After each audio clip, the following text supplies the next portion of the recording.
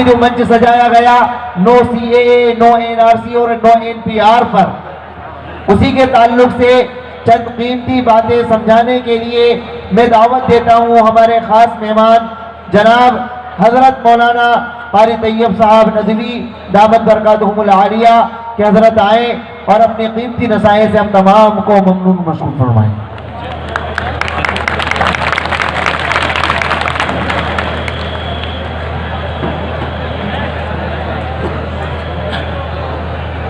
बिस्मिल्लाहिर्रहमानिर्रहीम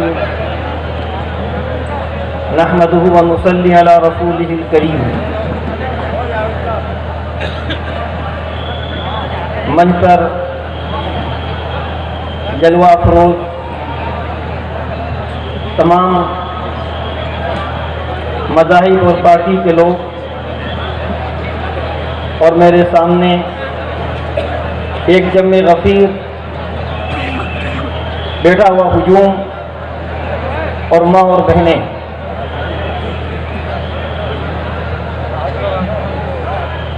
पूरे देश में इस वक्त हाहाकार मचा हुआ है। लोग अपने घरों को छोड़ के सड़कों पे आ गए हैं। शाहीन बाग से उठने वाली आवाज़ ने पूरे हिंदुस्तान के अंदर कुर्बानी का, मोहब्बत का और एकता का ऐसा जज्बा पैदा कर दिया है कि आज एक मंच पर मुख्तलिफ ख्यालात और मुख्तलिफ मज़ाहिब के लोगों का एक ठाटा मारता हुआ समंदर आपको नजर आ रहा है। इस काले कानून ने हमारी जो फितरत थी और जो हमारी मोहब्बत थी और जो हमारी यूनिटी थी और जो हमारा इत्तेहाद था, उसको दोबारा जिंदा कर दिया है। इस काले कानून ने हमें तहरीक आज़ादी की याद दिला दी है कि जिस वक्त इस मुल्क में बाहर से आने वाले लोगों ने हुकूमत की और यहाँ की वो पाकीज़ा मिट्टी की मोहब्बत जो हम हिंदुस्तानियों भारतीयों में बसी हुई थी, उसको हुकूमत करो और लड़ाऊ के जरिए बांट दिया था।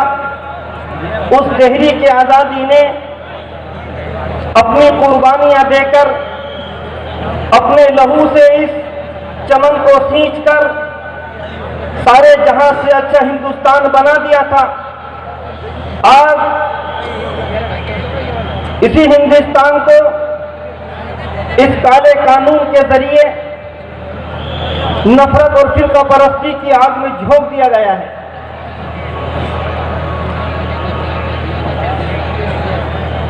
इस काले कानून ने जिसकी तह में फिरका परस्ती पनप रही है,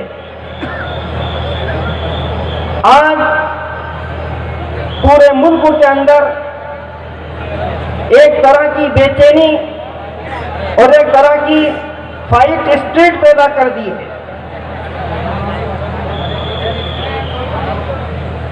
जब ये कानून बनाया गया हिंदुस्तान के अंदर, डॉक्टर अंबेडकर साहब और उनके साथ और भी लोग थे और आर्टिकल 14-15 के अंदर सभी को उनके हुकूक दिए, फंडामेंटल राइट्स दिए, जान और माल और इज्जत और नफ्स के हुकूक दिए।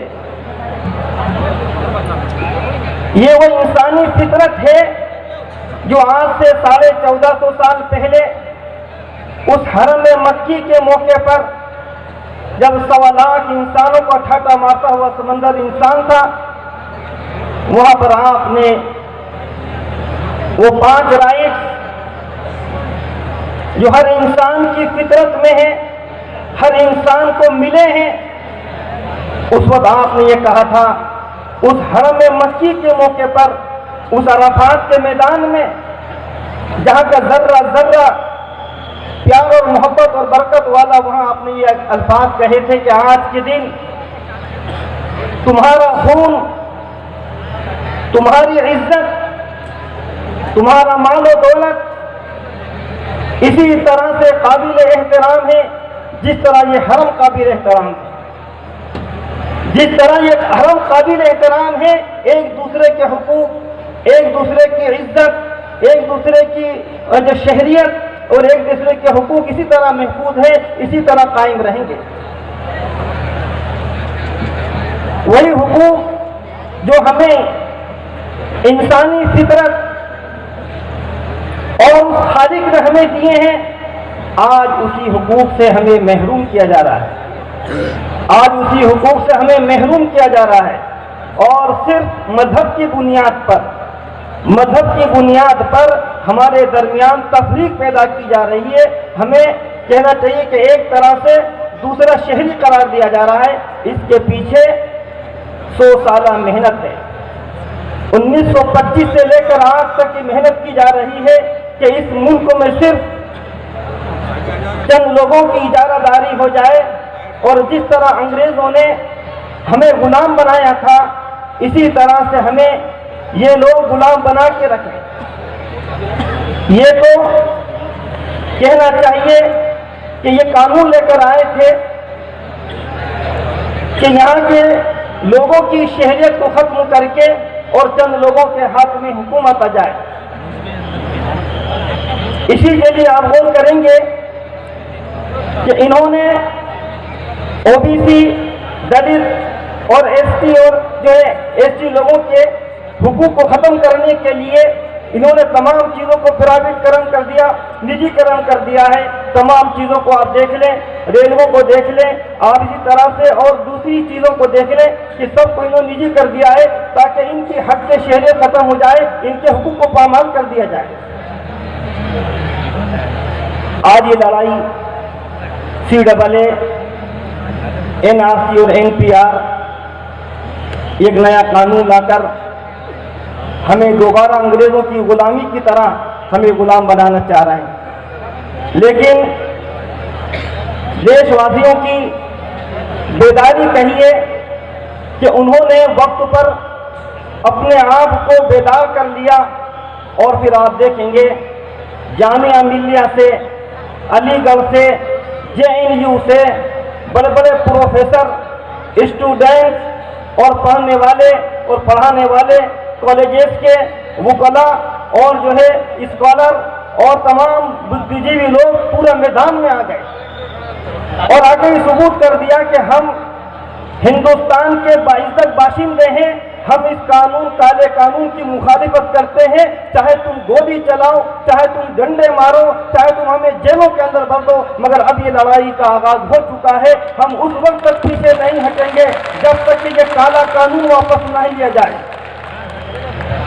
जुल्मी जब जब जुल्म करेगा सत्ता के गलियारों से, चप्पा चप्पा गूंज उठेगा इनकिलाब के नारों से। इनकिलाब, इनकिलाब, इनकिलाब, इनकिलाब।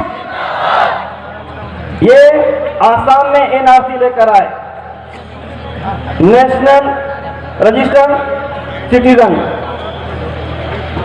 इनका ये था कि बांग्लादेश से सबसे ज्यादा घुसपैठी आए हुए हैं और हमारे मुल्क को तबाह कर रहे हैं। जब NRC कराया गया तो उसमें सबसे ज्यादा आने वाले लोग हमारे हिंदू भाई थे, 13 लाख, और सिर्फ 6 लाख हमारे मुसलमान थे। अब ये समझा कि जो है गेंद हमारे पाले से निकल गई और खुद शिकारी जाल में फंस गया, तो कहने लगे कि हम बांग्लादेश और पाकिस्तान और अफगानिस्तान से आने वाले हमारे जितने पीड़ित भाई हैं, हम उनको जो है जगह देंगे यहाँ पर और मुसलमानों को नहीं देंगे। जाहिर बात है, जिन लोगों ने यहाँ पर कुर्बानियाँ दी हैं, आप उनसे पूछिए, ज़र्रे अलमास की तेरी खतो खाशाक में है, हड्डियाँ हमारे असलाफ की तेरी खाक में है। हिंदुस्तान के अंदर ये बांटने वाला कानून लाया गया और इस तरह से मुसलमानों को अलग करने की कोशिश की गई, लेकिन कितने हमारे बिरादर वतन हैं कि उन्हीं के जो है इसके अंदर नाम नहीं आ पाए और उनकी